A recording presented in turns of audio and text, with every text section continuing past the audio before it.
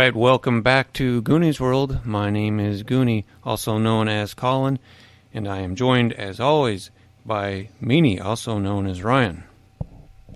Hello. And Johnny Pharaoh, also known as Sean. Hey, hey, hey. And we're back again once again, of course, with the good Dr. H, also known as Zach. Ho, ho, ho. And we're back again for... Somebody's got to go he now. He. We're playing he now. He. Ho, ho, No, we're ho, playing ho, ho. Heroes of Sherwood Forest, episode number 4. That's right. It's a one-page game that uses the Tricube Tales system, which I kind of like. And I would like to explore Tricube Tales system a little further. Before we go much further, I want to thank Theo JT and Lag Musics for some of the music we're using in tonight's episode and that we've used for the last 3. In the last 3 episodes, we've been following the adventures of Spencer Twitty, a runaway boy, Belgar Fregosi, an Igor-like cook, and Arthur Brown, outlawed noble bastard, who the 3 of them have gotten together and gone outlaw in Sherwood Forest and robbed Sir Decussy and deprived him of a well-hidden gem, now known to legend as the Poop Ruby, and gathered some followers called the Lovely Lads, gave alms to the poor villagers of Sourhampton, and made a deal with Robin Hood, who turned out to be kind of an ass, and found out that their young follower, Roger Goode, was arrested for crimes that they committed.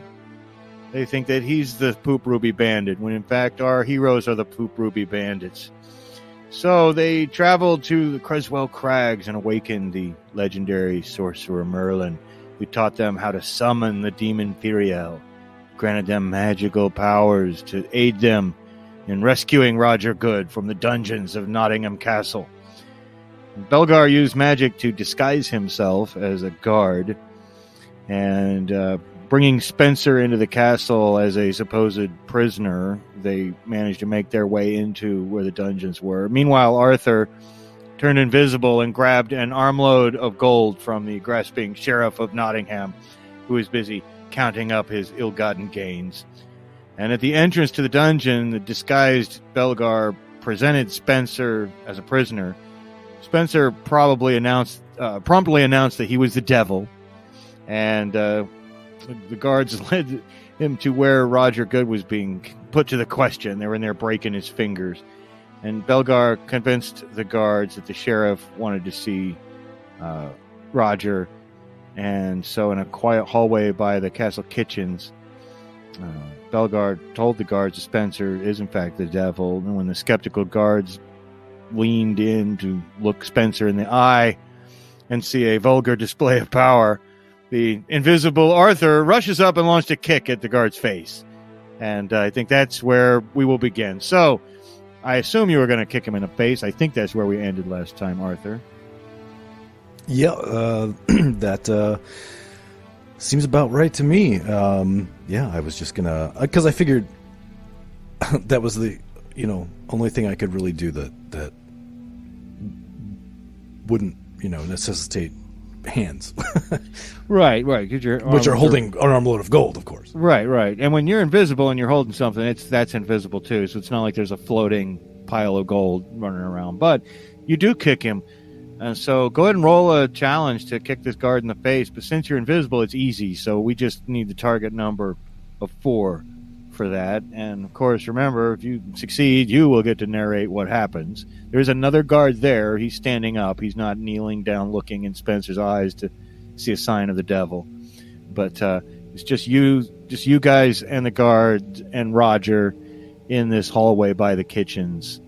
There's no one else out in the hallway. You can hear the activity of the kitchen and feel the heat of the ovens and the flickering of the flames. But so far, it's kind of quiet and as private in this hallway as anywhere can be. So here comes that kick right to the face of the guard from the invisible foot.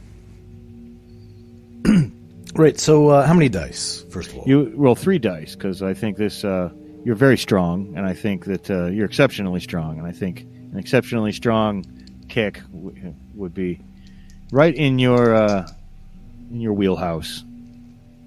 All right. Oh, dear. Well, that's going to be a 3, and a 1. Well, let's not forget that, you can spend a karma after rolling to reduce the difficulty by 1, which would reduce it to a 3. Yeah.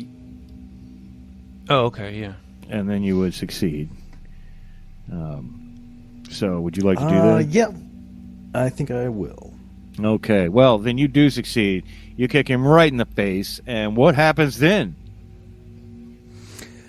Well, I would like to narrate that it's a very forceful kick right to the bridge of his nose, basically, which causes him to, first of all, fall backwards and causes his nose to start bleeding profusely. But his head snaps back such that the blood that like erupts from his nose gets flung back into his eyes, and it looks like he's crying blood. All right. And, the other guard, he can't see you kick him. He was looking for a sign that Spencer is the devil, right? So he's down there looking in his eyes. All of a sudden, his head flies backwards. He appears to be weeping blood. The other guard who is there screams at the top of his lungs like a little girl. Just a high-pitched, unmanly scream. He screams, "The devil! It's the devil! You want to see more? And, I'll show you more!" And what do you guys do then? I'm waiting to see does he run off or anything? Is he just It looks like he's standing going to there start screaming? running. He's screaming. He's a little bit stuck in place for the moment, but you can see those feet are doing the Scooby-Doo thing where they start running in place for a few seconds before they finally start running. And what do you guys want to do about that? He might go cause, people to come running, see what the commotion is and all that. So I think being agile, I'm just going to quickly jump on his back and try to muffle his voice with my hand. Okay, go Stop for him it. from screaming. You're very agile. Okay. I think this would be a 5, not a 4, but we'll go with the standard 5. But you should roll 3 dice because this does directly apply to your trait of being agile. So you leap onto his back, try to muffle it. Okay, so it's a 5, you said? Yeah, 5's what you need. Okay. And I rolled 2 4s, so I am also going to spend a karma. Yeah, that's right. We better spend that karma. That's what it's there for. So, yeah. Yeah, we all start the game with 3 karmas. So you succeed. You've jumped on his back, and tell me what happens again. Narrate how this goes down. So he's screaming "It's the devil!" And as I place my hand over his mouth, and I've got, I'm piggybacking him. I'm on him like a backpack, and I'm got my legs laced around his body so he can't shake me off, and holding my hand over his mouth and muffling him. Okay. And if somebody else wants to do something, they can. Yeah, because Yeah. he looks like he's So about to you start had running off mentioned- with you on his back. So what do you want to do, Belgar? Yeah. Well, you had mentioned that we are close to a kitchen area. That's right, the kitchens. Yeah, you can hear the roaring fires and the smell of the cooking meat for the Sheriff of Nottingham's dinner. Belgar is an accomplished cook, so he knows that one of the ingredients that one uses a lot in cooking, and especially when cooking tough meats to try to make them less tough, would be wine. Soaking things in wine for long periods of time. So I think I'd like to spend a karma to add a narrative piece to the encounter here. Yes. That would be that we're in this hallway that's near the kitchen.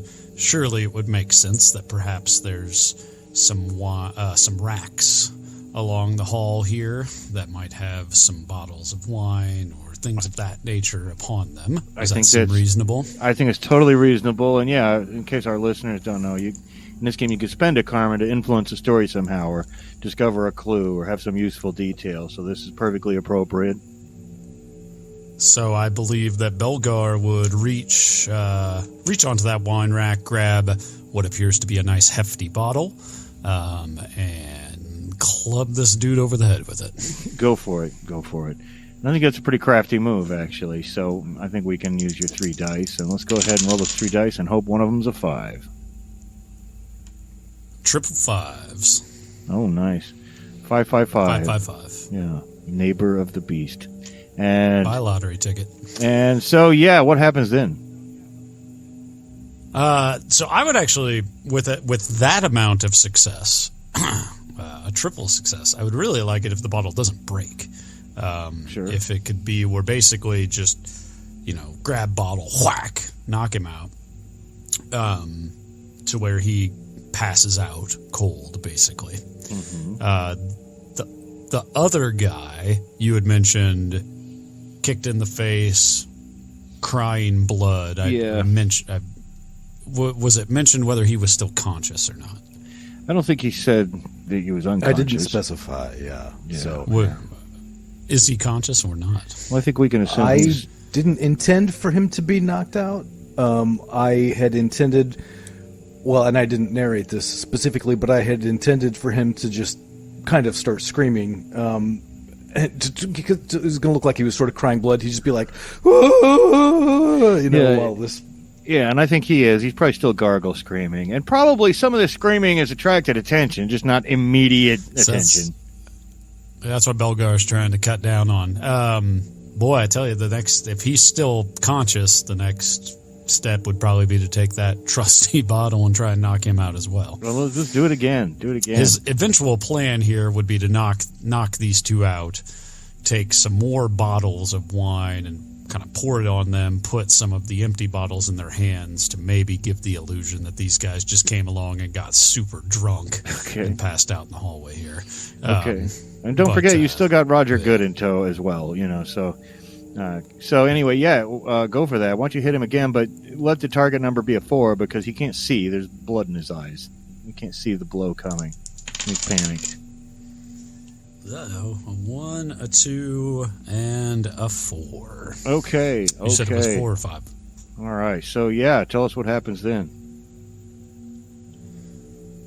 Was it? You said that was a 4, not a 5? You just need... no. It was a 5. No, it was a 4 because, like I said, his blinded from the blood. Right. Okay. Do I need to spend a karma to make it happen, I guess is my No, question. I got a 1, because 2, it was already It was a 4. Okay. Yeah. Cool. Well, that one probably just got it, so I think we're maybe that one probably breaks the bottle, I would think. Seems a little bit more realistic that the second whack with that particular wine bottle probably shatters it. Right. And which, go ahead. It would give him an excuse for why his eyes are, or why there's blood, if this was a drinking scenario, the blood has to be explained somehow, and that would be why, if you have a shattered bottle lying around. Yeah. Now, I'll point out that so far, when you guys made the deal with the demon Furiel, Belgar's already used his power of disguise and illusion, and Arthur's already used his power of invisibility. Spencer has not yet used his power of flight that he has. Yeah. But I assume you guys will be wanting to get the hell out of the hallway or the castle, or... Yeah, I think Belgar... Okay, guys, grab the bottles, pour wine all over them, put bottles in their hands, and let's go, hurry.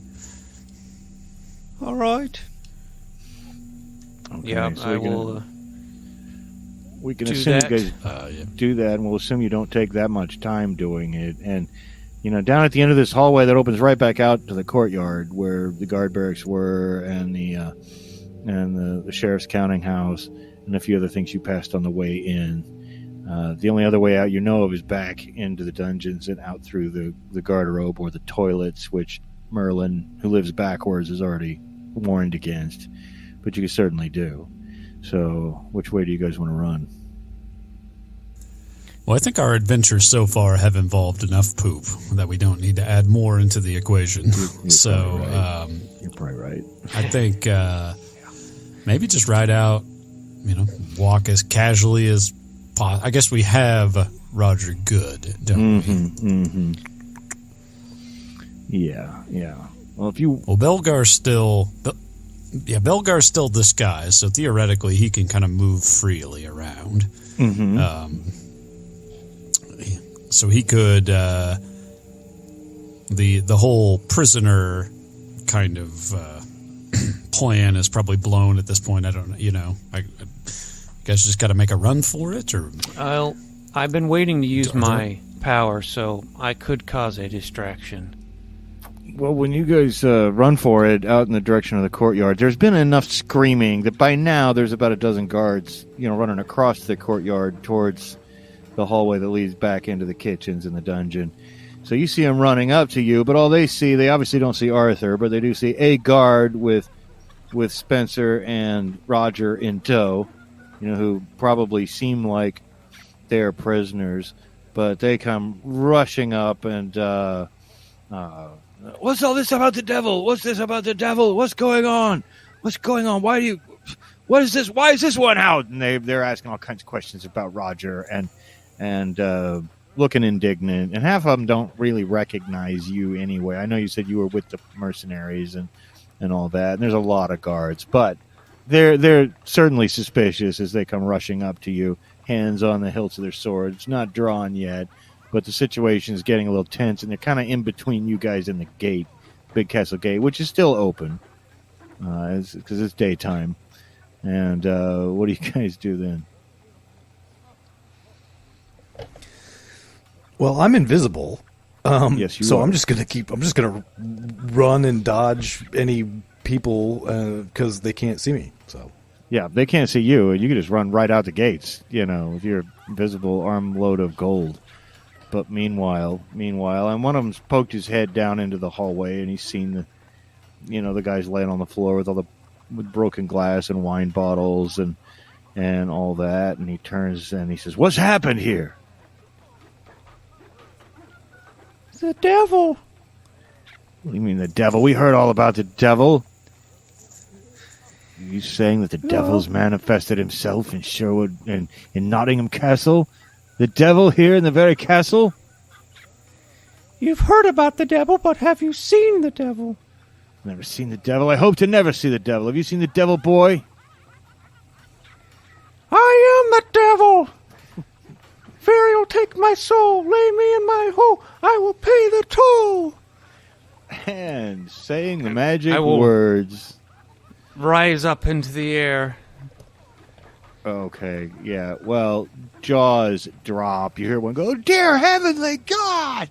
Everybody in the courtyard, not just the guards that are confronting you, freak out. There's screams all over the place.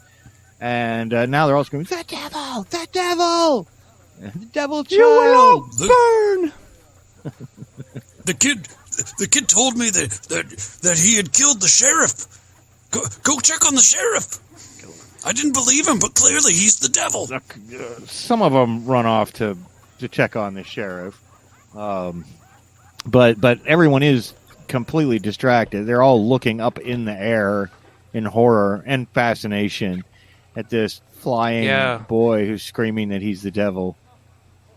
I will fly up. Get me a bow. Someone, one of you, go get me a bow. I will fly up higher and do some loop-de-loops and twirls in the sky just to get their attention that way, and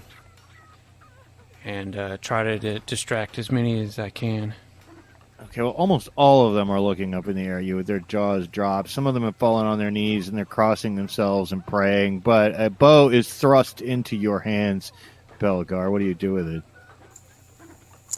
I would. He'll make it just a spectacle of trying to shoot at our flying demon boyfriend here, and purposefully miss. Bows are hard to shoot. I'm sure that he's up in the air, but try to make as much of a spectacle out of it as I can, with the intent that hopefully in this cause of calamity and everything that Roger can sneak away unseen somehow. Well, Roger certainly of course, he's running around with like broken fingers. You remember? Like they got every finger, I think, and they're all bent back in weird shapes. And he said they have shit beat out of him too, but he can bloody well run out of here. And so that part seems to work. Roger is not really noticed. He's just makes he doesn't even sneak for the gate. He kind of makes a dash for the side of the wall where he won't be noticed quite as much, and then starts moving over towards the gate. Unfortunately, a lot of the guards who are not completely freaked out by the flying devilkin also think that it's a great idea to shoot him down. And so about a dozen of them just start launching arrows into the sky. So, Spencer, you got to dodge these arrows. There's arrows like flying up into the air at you. You're agile, so go ahead and roll 3 dice, but we're going to need a 5 for you to not get hit by an arrow. Oh, here I go. No, I got 2 4s again. Well, do you want to spend one of your remaining karmas to not get hit? I have 1 karma left, and yeah, I better not get hit. So better not get hit. Okay. All right. Well, then you can narrate how you dodge those arrows and even where those arrows might land if you wish. Yeah, just to make it very dramatic, I will just sway, just barely dodging some of them, and I don't know what's behind me or whatever, where those arrows might fall into. They probably just fall back into the courtyard. Yeah. Well, I at least want to say, I don't want to take it too far and say they, kill people, but probably get close enough to where some of these guards or whatever are going to kind of like duck and look away and just be further distracted by the arrows coming down on them. Yeah, I think that they probably would be, and I think Roger slips away. But the guards in the original room that Roger was taken out of have also come running up down the hallway, and they passed the drunks, what they perceive to be the drunks, and they run out, and there they see the chaos in the courtyard, and suddenly this cry starts going up from various people that the devil has sprung the Poop Ruby Bandit. The Poop Ruby Bandit's missing. Where is he? Where's that little bastard? Where'd he go?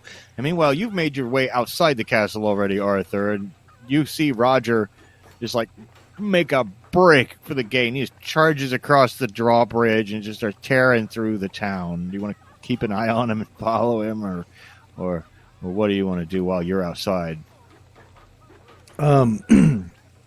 So there's obviously a commotion going on in the courtyard. Oh, terrible commotion, yeah. So when Roger crosses the drawbridge, I'm just going to be like, "Hey, Roger, over here." He looks around in all directions. He sees nothing, obviously. Of course, the magic only lasts an hour, but it's been less than an hour, since all this started going down.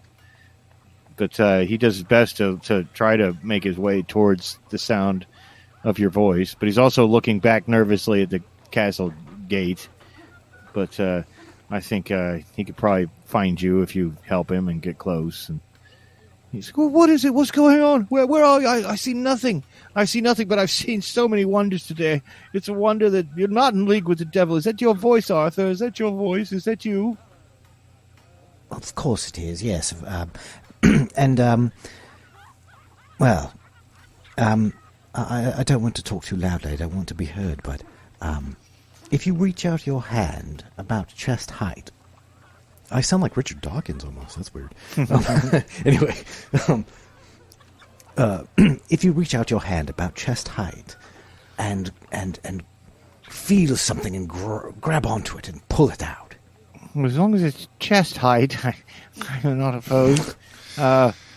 And he reaches out and fumbles around, but he keeps looking back nervously at the gates, like expecting guards to come rushing out any minute. He does get a handful of gold, if that was your intent, and he stares at it with his eyes wide. That was my intent. Yeah. He stares at it with his eyes wide. He says, "We've got to get out of here. We've got to get back to Sourhampton." But Yes, in fact, we must. I'm having trouble grabbing this gold because look at my poor fingers. Oh, right. Sorry, I forgot about that. That was rather cruel of me. I apologize. He's kind of like both hands. He's got to like just kind of palm it, right? Yeah, I forgot about that too. So in his broken hands, he's got the handful of gold, and he says, "We got to make a run for it." And then turning around, we must wait for Belgar and Spencer, I'm afraid. And speaking of Belgar and Spencer, all eyes though are on Spencer, who's wheeling and flying about in the sky. What are you doing, Belgar? As all the other guards have tried to loose their arrows at him, but they're missing him, and then the falling arrows are causing even more chaos. What do you do? Belgar would like to try to go get a horse. Well, Surely there's stables are nearby. Horses available to guards. Yeah. No, in fact, I mentioned some stables last time. I didn't bring them up this time, but there are stables nearby. You could certainly run in there and grab a horse. And the Flemish mercenaries always keep a horse or two saddled for a emergency errand. And I don't think anyone would notice you rushing in to get a horse, as everyone is screaming about the end of the world, and still, a few half-hearted arrows are shooting up at the devil child flying around in the sky. Yeah. So Belgar assumes Arthur and Roger have gotten away. He can't see Arthur. Obviously, it seems like they've been able to sneak out. He's going to assume that Spencer will be able to fly away. I don't know at what speed he flies, but surely there's a way that he'll be able to fly and get to the forest and be unreachable by those who might be pursuing him. Oh gosh, I would hope so. Yeah. Belgar's plan is to, as long as he's still a guard, get on a horse and ride away. All right. Under the guise of heading into the forest looking for the perpetrators. All right. He's just gonna and you might even say as much to the guy who grabs a horse, and he even smacks a horse on the butt on the way out to speed your way. You go charging across the crowded courtyard. People are, leaping out of the way of the horse as they're trying to dodge fallen arrows and gaping at the flying devil boy. And meanwhile, outside Arthur, you see Belgar charging out on horseback. And Belgar, you see Roger Goode. He's about halfway through the village. There's a few guards out in the village who see him running, and they're like looking like they're going to try to run to intercept him and grab him before he can get out of the village. But you're a lot faster than them on that horse. What do you do? And I guess Arthur could do something too. I'm thinking I'm going to go trample those guards then. Oh boy, here we go. Now, just to ride down a guard. Accidentally, of course. Okay, all right. Well, I think this does require a roll. I don't think it'd be that hard because they're not looking at you. But I think we should have a roll for this. But I think the target can be a 4 to accidentally on purpose trample a guard or two. Ooh, 1, 2, and 3. So I will spend that last karma. Okay, we're all running out of karma. And now don't forget, you can gain a karma if you want to increase the difficulty before you roll in the future by using your quirk and how that might hinder you. But hopefully you won't need to do that. But I think at least 2 of you are out of karma now. So, tell us how those guards get trampled. Yeah, so Belgar would be coming in. Oh, I will get him. I will get out of the way, you clumsy oafs. And just, under the guise of accidentally running into them, trampling them, maybe like even, I don't know what kind of a horseman.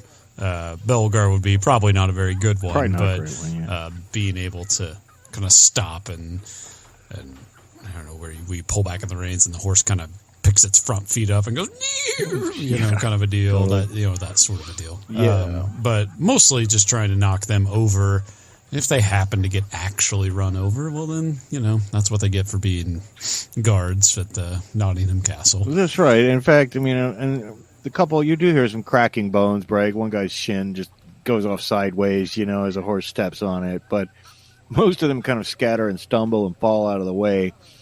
You do see, this is cool. Of course, we're out in the village itself now, and you can see that Roger's made it to the edge of the village, and he's charging across the plowed fields towards the forest. What are you doing, Arthur, in your invisibility? Of course, you see all this happen.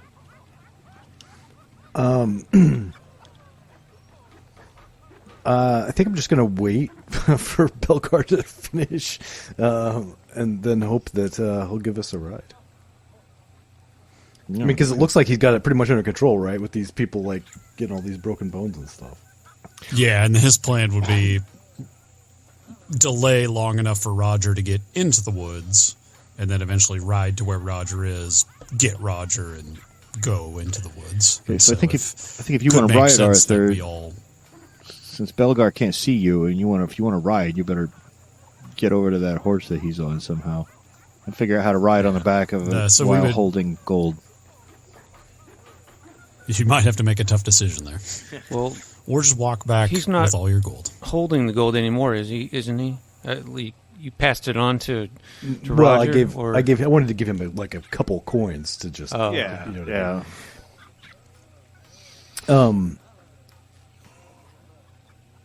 We're in the village, right? Right. I'm gonna look around. I'm gonna tell Roger to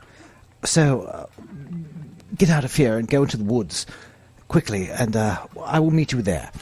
And then while this horse is stomping on these guards, Arthur's going to just run around looking for. I assume that there's maybe like a blacksmith or some kind of merchant of some kind with sacks of something, potatoes or.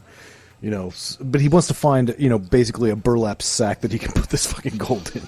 Well, I did say that it was market day last time when you guys came in here. The place is full of people coming in to buy goods. So I don't think we need to rise this to the level of spending a karma to find a burlap sack that you can throw the gold into real quick while those guards are getting stomped. And then what do you do? Put the gold in it and take it and run out into the village. Or you said you're trying to hitch a ride on the horse. You're trying to get on the back of the horse. You just running for the no. I'm going to meet up with I'm going to meet up with Roger in the woods. Okay. Well, Roger's taking off for the woods. Meanwhile, so it sounds like 3 of our friends and 4 of you. 3 of our friends are out of there. But Spencer, you're still flying around. I'm the devil. Up above the. And then some of the people in the village are now starting to see. I mean, you're up higher than the level of the castle walls, right?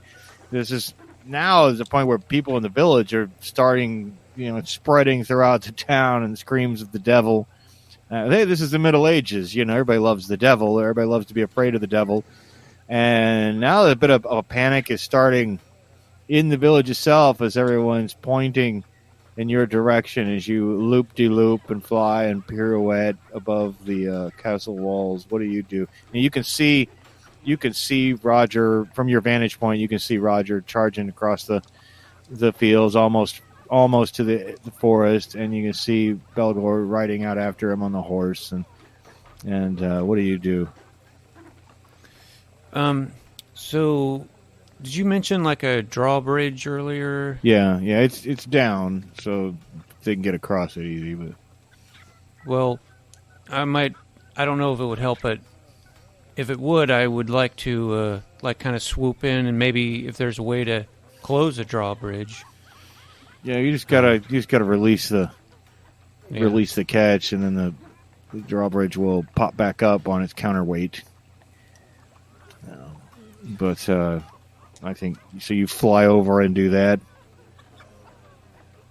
Yeah, if that can, slow people that we might Well, be chasing after. I think it's a great way to slow them down. Yeah. Now the thing is, though, you're just a boy, and that's pretty heavy counterweight, and usually takes a guy or two. So I think I should make you roll for this. So why don't you, as you fly over and grab the rope and try to yank it so the counterweight will fall and the drawbridge will come cranking back up. Go ahead and roll your. So. I don't want to be a hard ass, but this is really more of a strength thing. It's not really directly related to your trait of agility, even though I would love to see this work. I think we can only roll 2 dice. I'm looking for the 5. Okay. And of course you're out of karma, but now if you want to increase this to a 6, you can gain a karma. But yeah.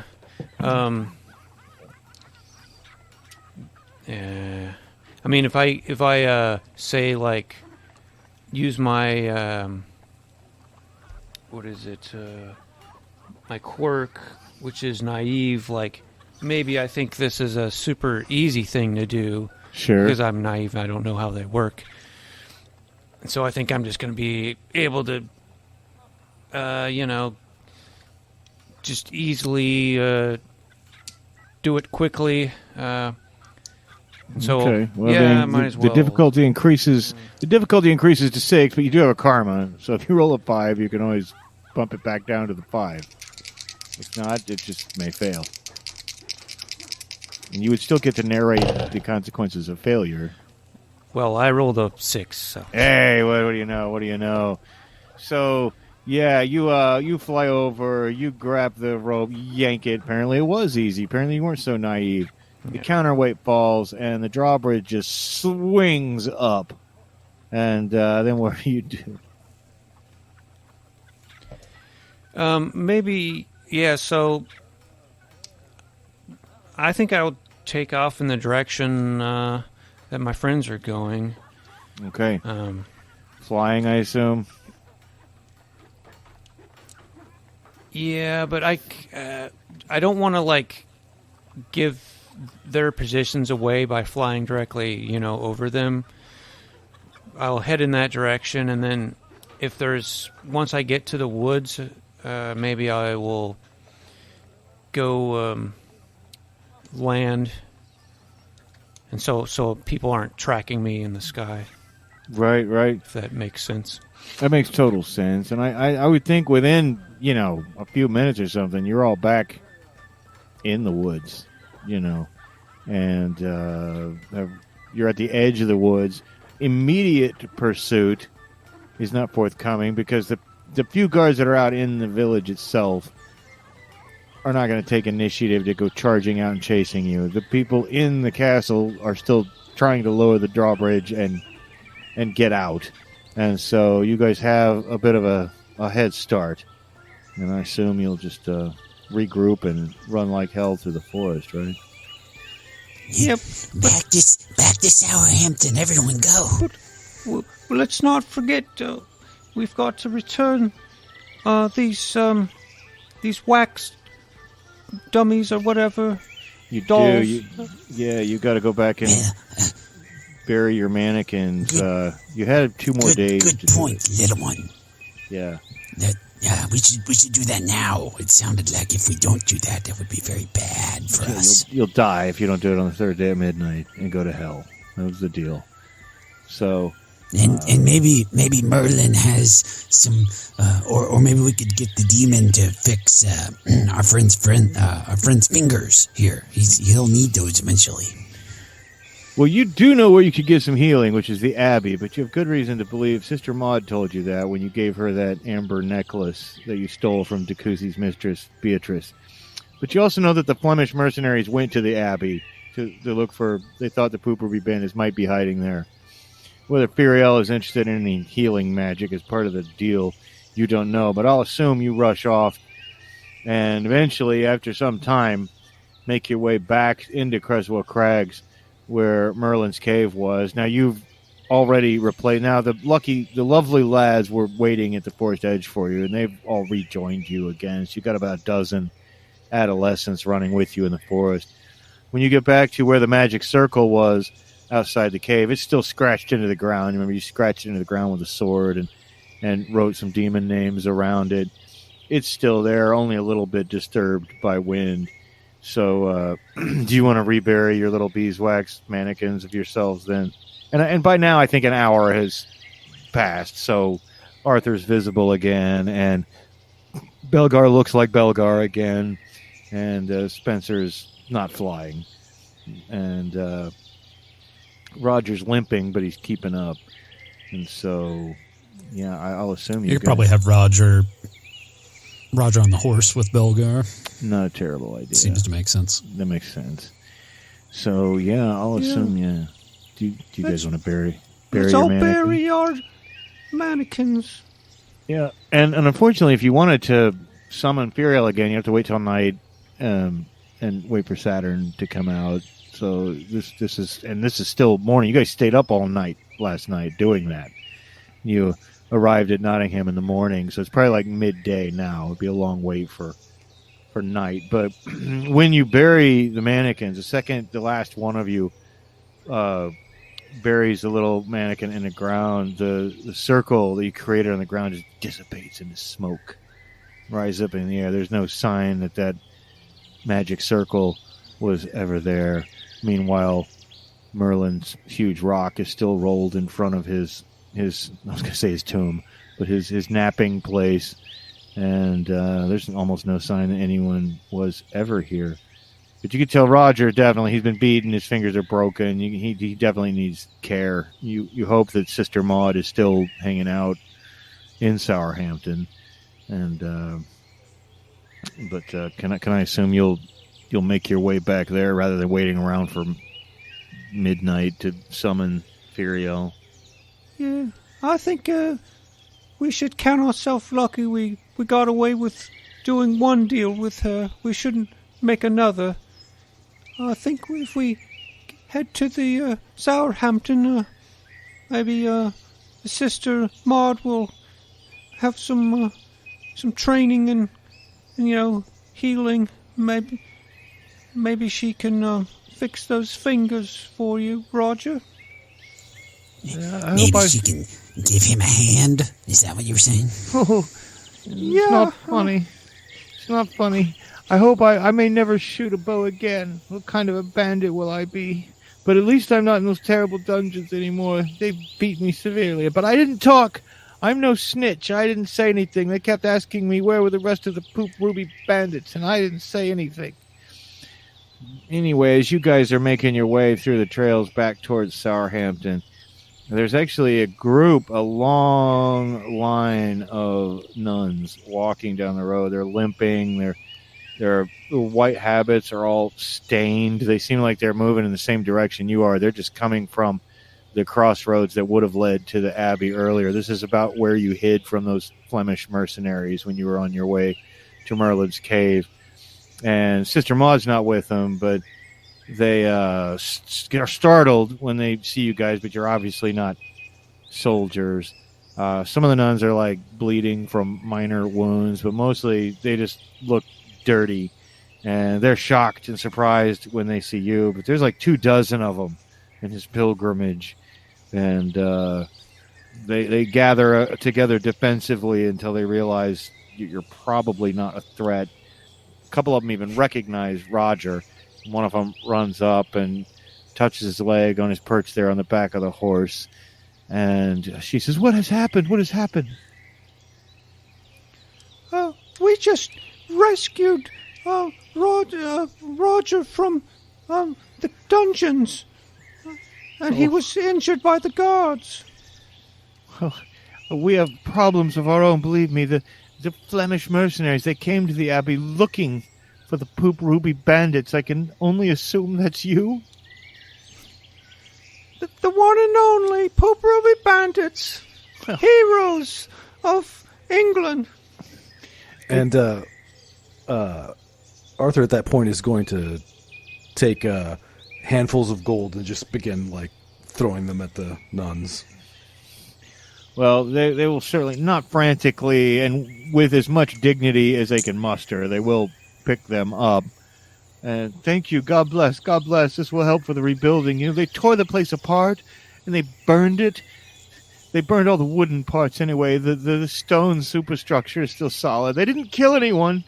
Thank the Lord. Thank sweet Jesus. But they carried off the candlesticks and the braziers and all the other wealth. And they burned the books. All those Flemish mercenaries are surely hellbound. We're going to Sourhampton to find our matron, Sister Maud, and ask what's next or what we can do. Are you headed there as well? Yes. And I suspect that the sheriff is not going to be happy with us, and the fact that they just the mercenaries, what they've done to the abbey, I suspect may soon be the fate of Sourhampton if we don't go there and prevent it, really. Well, we place ourselves under your protection. You have a noble bearing, sir. Very well. Then, let's go and, see what we can do. I suppose we, I don't have a specific plan, but we'll come up with something. How many of the ladies are there? There's about 24. They're essentially non-combatants, but there's quite a few of them. Well, you're nuns, but when you join forces together, you might be quite formidable. Maybe, I don't know, like, I was thinking, like, was it Voltron or something? I was like, none will stand in your way. Make a giant nun robot, like a great big cheerleading pyramid of fighting nuns. Mega nun. Well, when we inevitably need to protect Sourhampton, we have our plan now. So, nun wall. Nun wall. Well, you and the nun wall make your way back through, and it takes a while. You travel for a good, but towards evening, you see the pitiful lights of Sourhampton through the trees, and Archibald Prettyjohn the elder sees you coming, and he sees all the nuns. Sister Maud rushes up to the nuns. Amy Shakes, the girl who kind of likes Spencer, runs up and grabs Spencer and hugs him. Says, "Oh, you're so brave, Spencer." Archibald Prettyjohn says, "Thank you for bringing our boy back. Thank you for bringing our boy back." And then the nuns explain what has happened, and you all must be exhausted, says Sister Maud. Well, the lovely lads will keep a watch tonight. You should get some sleep. That's what you should do. Yeah, I'm very tired. We all are. But we should be prepared. The Sheriff of Nottingham is a vengeful, evil man, and he will come here for us. Well, surely he can't get all of his. We'll have to round up his mercenaries from various places before he does that. We might have some time. I will tend to all your wounds if you have any cuts or scratches, and I will see what I can do. This is Sister Maud speaking about poor Roger Goode's fingers. Your fingers are okay, though, aren't they, Spencer? Says Amy Shakes.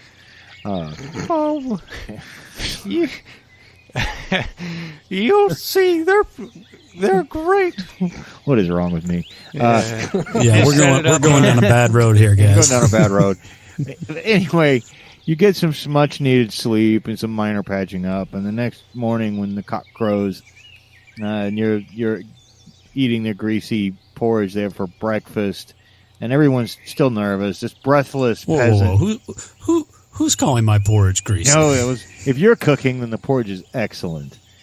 But better be. That's right. That's right. But a breathless peasant just comes running into Sourhampton. He's like, "I've come all the way from Nottingham. Oh, I got such a pain in my side from running. Oh, Listen, my wife's a cook in the castle. She told me the sheriff's recalled all the Flemish mercenaries from all the places he's scattered them looking for the Poop Ruby bandits, and he's gathered them all together in a force to march on Sourhampton. They'll be here tonight. And they're going to punish the people," she said, "for aiding and abetting the Poop Ruby bandits. They're going to burn the place down and arrest everyone. And Guy of Gisborne is leading them, and Sir Decussy is with them, and he's sworn revenge on all of you. He said he's going to hurt you where you hurt him." I don't know what that means, but it sounded terrible. So you have to escape and flee into the forest. Where will we go, says Archibald Portillon. This is our home. No, this is where we must make our stand, says Sister Maud. And then all eyes in the village look to you, the leaders of the Pooparubi bandits, for direction. We're on your side, shout out the lovely lads. Tell us what to do. Yes, tell us what to do. How can we defend ourselves? And all the nuns say, I'll help.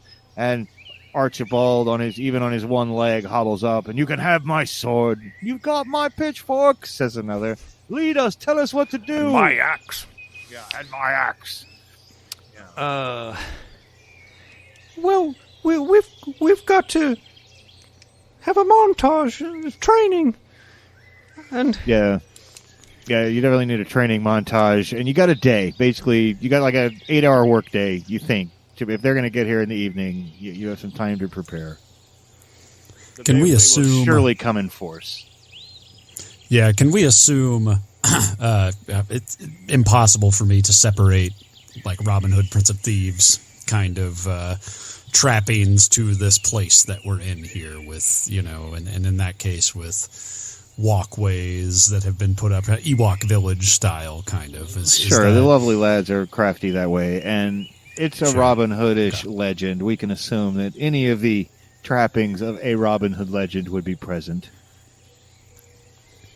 Okay. Well, Belgar would toss out the idea of getting as many sort of hot kettles of, maybe not boiling, but some wax, or there's probably not a lot of tar or things like that around here, but whatever could be heated, put into vessels that could be dumped upon people from high places would be a solid idea. We could certainly come up with some boiling water. Boys, get to it, says Archibald, and they rush up on every pot, every kettle, anything they could find in the village. They get the big fire going. They're running down to the stream to fill it up. We'll fill them all up with water. I think that sounds like a great plan, and we'll assume that you take charge of that aspect of the village defenses. The rest of you have any ideas?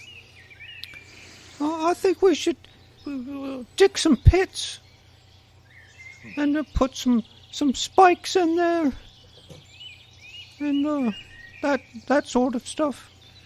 Okay. So you dig some. We could certainly come up with some wooden spikes. But dig like the wind, boys! And they're finding any shovels and spades, whatever they can come up with, and to start digging as fast as they can on the main approach into the town. They can't dig a perimeter around the entire thing, but there's only one way into town if you're going to gallop in here with a bunch of horses, and it's a pretty obvious entrance. So, Spencer, we assume you'll take the lead in that. But then a lot of the men who do manage to scrap together some weapons, and a lot of the lovely lads, because, you may be a bastard noble, Arthur, but you are a noble, and blood will out, as they say. And so you have that noble bearing, and a lot of the more militant and able-bodied men you find rallying around you, looking up at you with expectant faces. What do we do?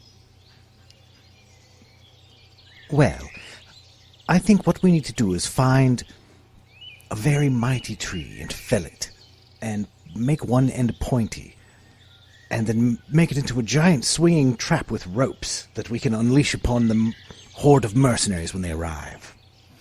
I see. Well, we'd better get to it. Bring out the axes. You look lively there. Let's go. You heard the man. All right. And so, for the whole rest of the day, there is that montage sequence of everybody getting ready, all the villagers throwing themselves into it. And by the time dusk is approaching, it's not dark yet, but everyone has basically got everything set. There are several dozen kettles of very hot water up in the trees. You had to wait till the last minute to climb up there with them, so they'd still be hot. Right. And and just kind of narratively along with that, all manner of ladles and mugs, and basically Belgar being commander of the Air Force is what I'm thinking. Yeah, anything that could be hurled from trees into the faces of Flemish mercenaries as they ride through.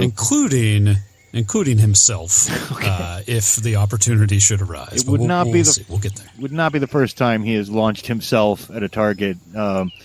And meanwhile, Spencer, they've got a decent pit dug. It's about 6 feet deep. It's going all the way across the pathway, the only pathway that a large body of mercenaries could take. And they've got it lined with some sharp sticks and spikes. Did you have a plan to cover it in any way, or is it just they ride into it fast and don't see it? Yeah, I should definitely try to be covered and camouflaged as much as possible. Okay. Well, I think we can assume they probably got some netting for fishing in the lake. And it's not perfect, but in the dusk with some leaves, it's at least semi-obscured. And then after much work, they do fell the biggest tree they have, a great big oak, and it was kind of dying anyway, and it's very old. Archibald Prettyjohn says, "I've watched that tree my whole life. It was old when I was a boy, but hopefully it will serve a good cause now." And it took a long time. There's a lot of heave-hoeing involved, right, to get that thing up in the air.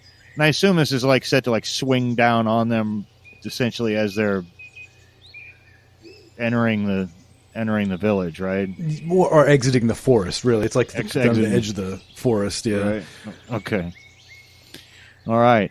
And it certainly won't get all of them, but if it gets a huge number of them, the rest of them would probably fall into the pit or fall victim to these other things. So hopefully between the three, and in this system, which I love about this system, is you guys get the narrative control. You don't have to rely on what the Dungeon Master interprets, right?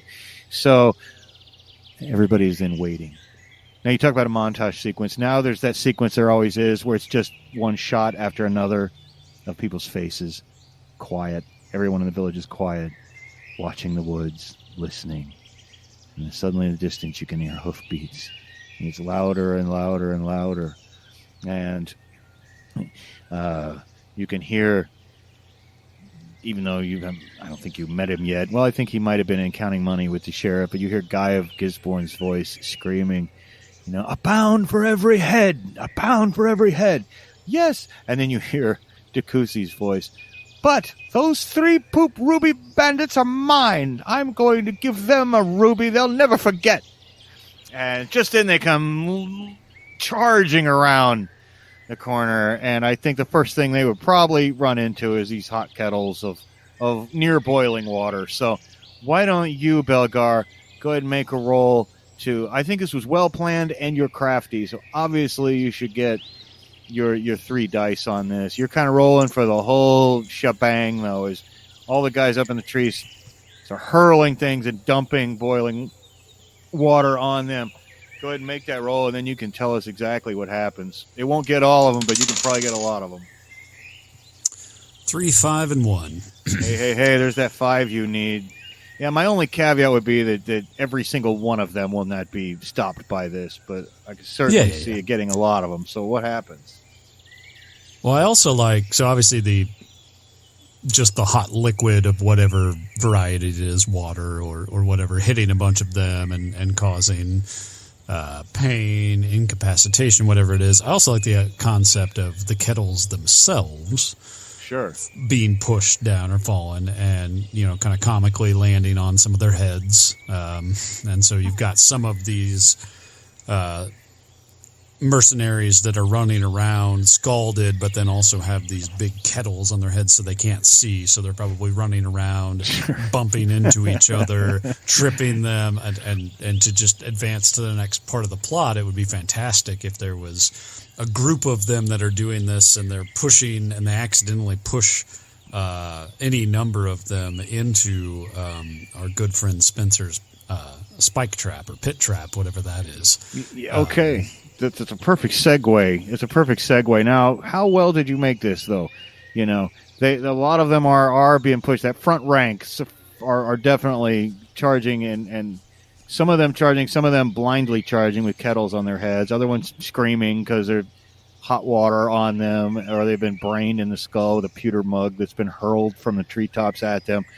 And they're coming right up. So, Spencer, why don't you make a roll and see just how well you guys did and how well you set those spikes and how terrible this is going to be. And then you'll be able to narrate what happens. And then there's only going to be the back line left. That back line, of course, has Decussy and Guy of Gisborne in it. But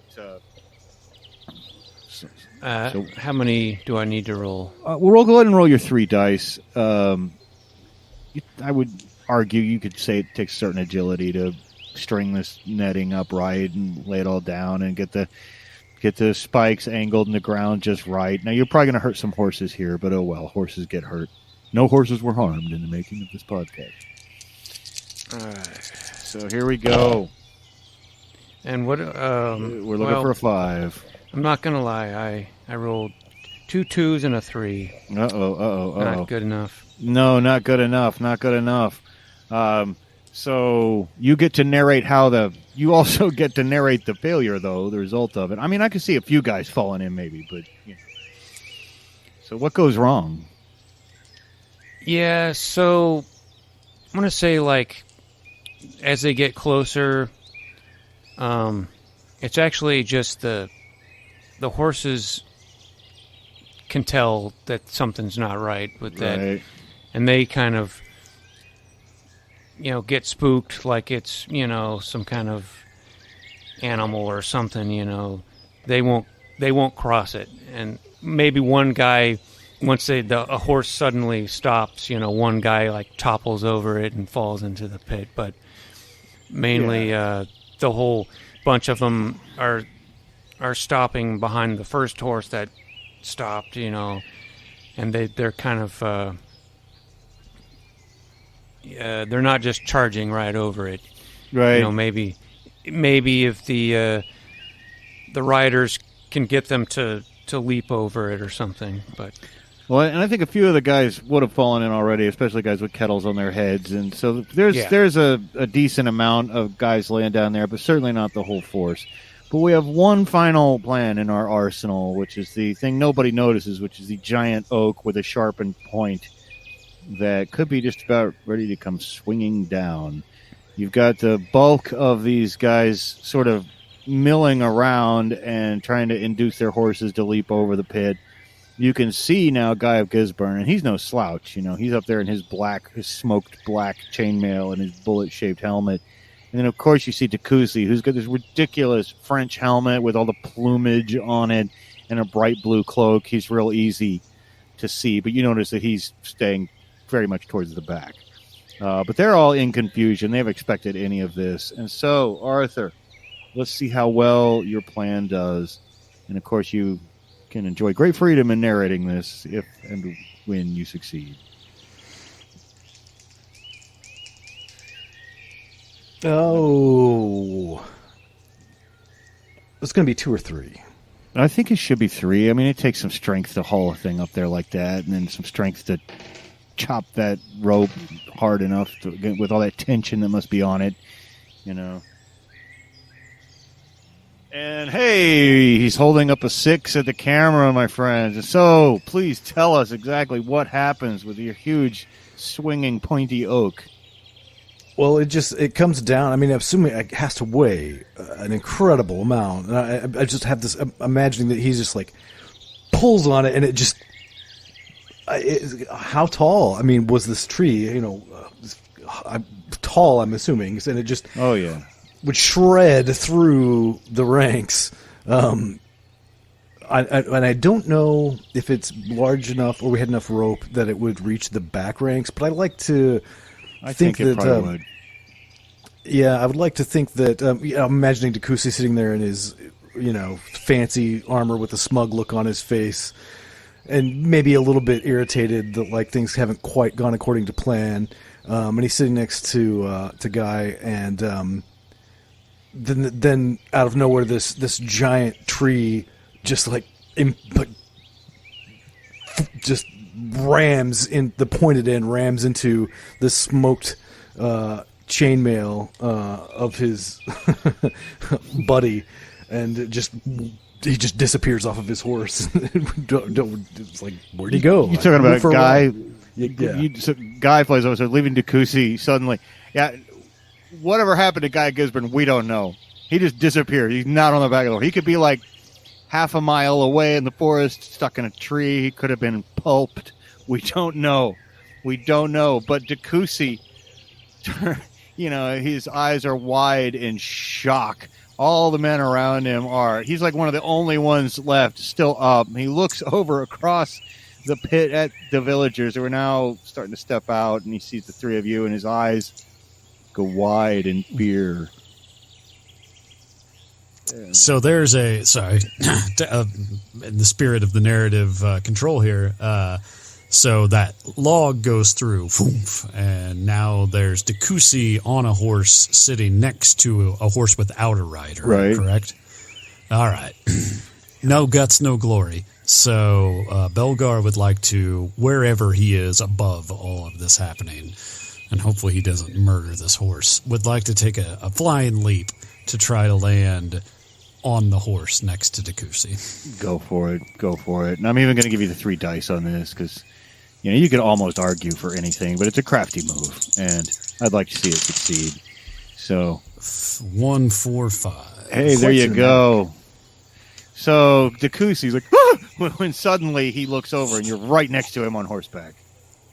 Hello again, friend.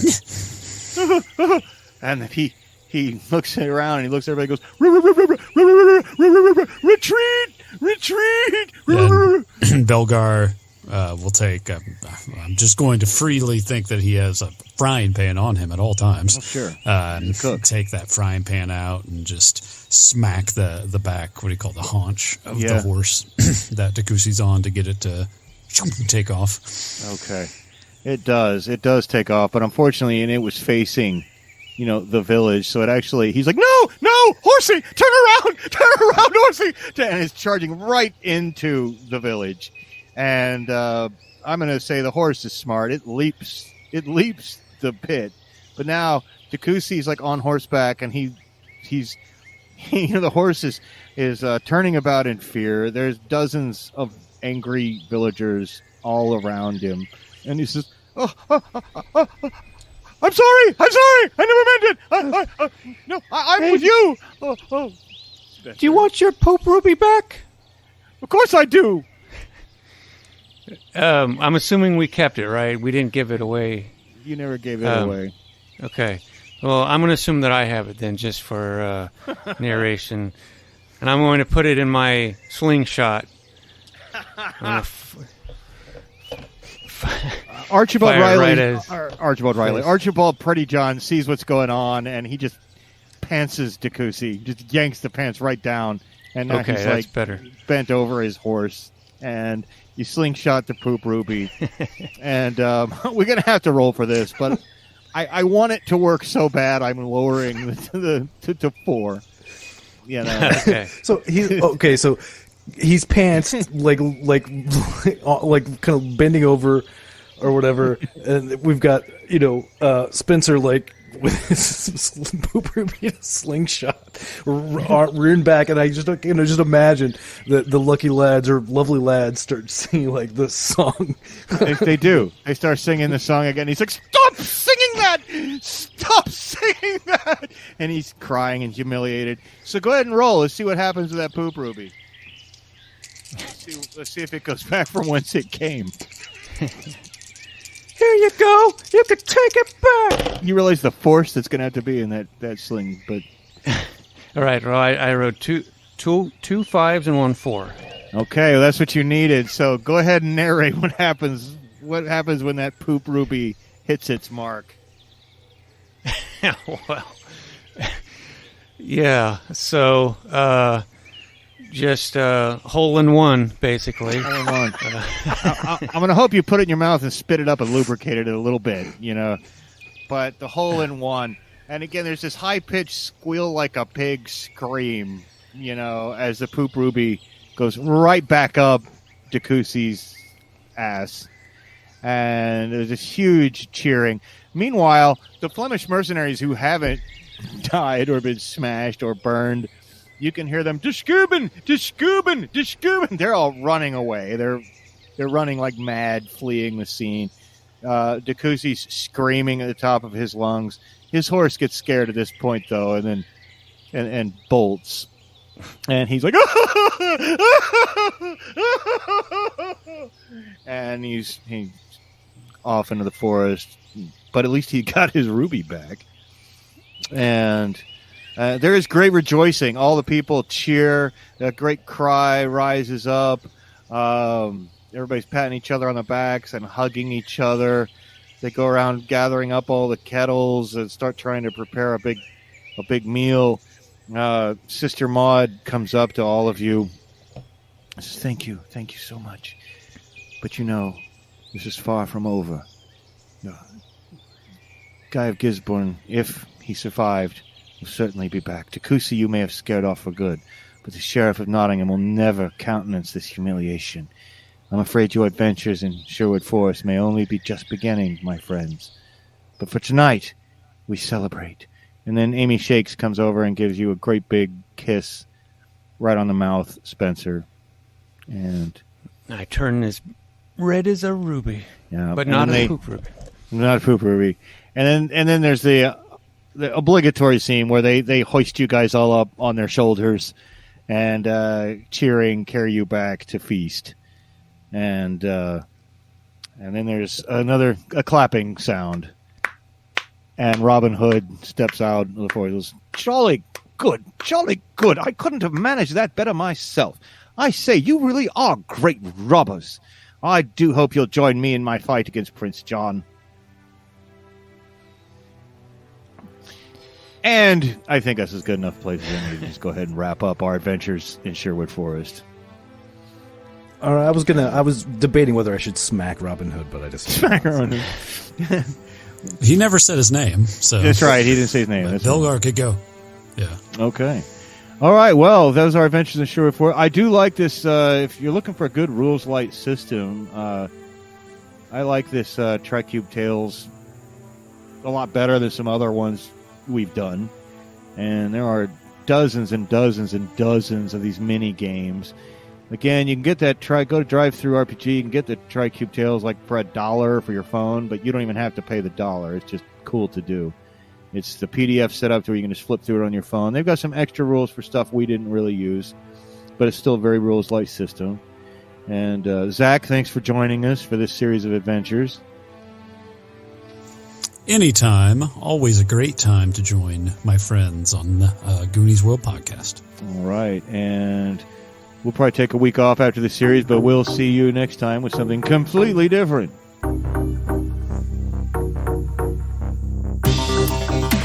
Hey everybody, if you like our podcast, don't forget to leave us a good rating and or review on Apple Podcasts, Podchaser, Spotify, or wherever you're able.